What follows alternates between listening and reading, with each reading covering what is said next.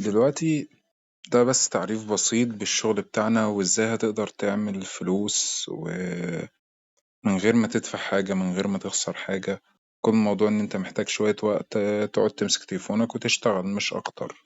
تمام. احنا عندنا الشغل عبارة عن انك بترفع ارقام على منصة او موقع احنا بنكون مدينهولك. تمام، احنا بنكون مدينك ارقام وانت بتبعت على رسائل وبتتحاسب على عدد الرسائل دي. تمام، مش شرط ان انت تكون عامل 1000 2000 3، اللي انت عامله بتاخد حسابه. مثلا هجرب معاكم طريقة زي اي برنامج في البرامج اللي موجودة قدامكم دي كلها بتشتغل معانا، وفي زيهم كتير عادي. انا هديك برامج او انت هتجيب برامج، الاتنين واحد. مثلا هنيجي على اي برنامج زي الديسكورد كده مثلا. خلينا نرجع من الاول. هو كل اللي بعمله ان انا في اي برنامج عموما مش شرط الديسكورد بس، ان انا بدخل اعمل ريجستير، اختار الدولة اللي انا هشتغل عليها. طبعا انت بتكون واخد ارقام، مثلا ارقام مصر، ارقام السنغال، ارقام اي دولة. اخد اي رقم، مثلا رقم زي ده. تمام، واعمل نيكست. طبعا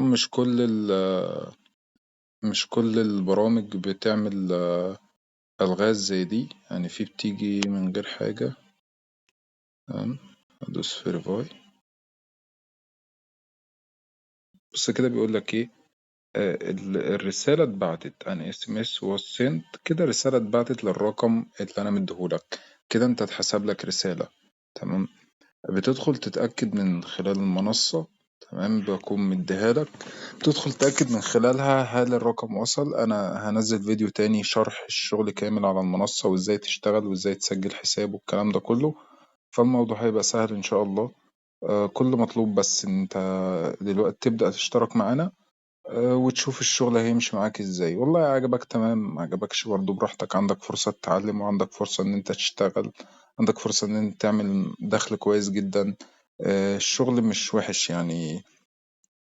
انت ممكن تشتغل 3 4 ساعات في اليوم تعمل مبلغ كويس. انت لو عملت مثلا 500 رسالة في اليوم ب150 ولا 170 أو ممكن 200 جنيه.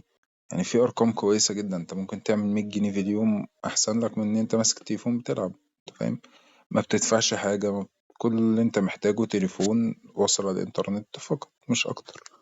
استنى فيديو تاني وهتلاقوا أي لينكات أو أي حاجة موجودة في أول كومنت. استنى فيديو تاني هنزل فيه طريقة الشرح. وإن شاء الله كل برنامج من دول برضه هعمله طريقة شرح وهنزلها على القناة هنا. فاستنوا الفيديو التاني بتاع الشرح وازاي تسجل وازاي تبدأ تشتغل.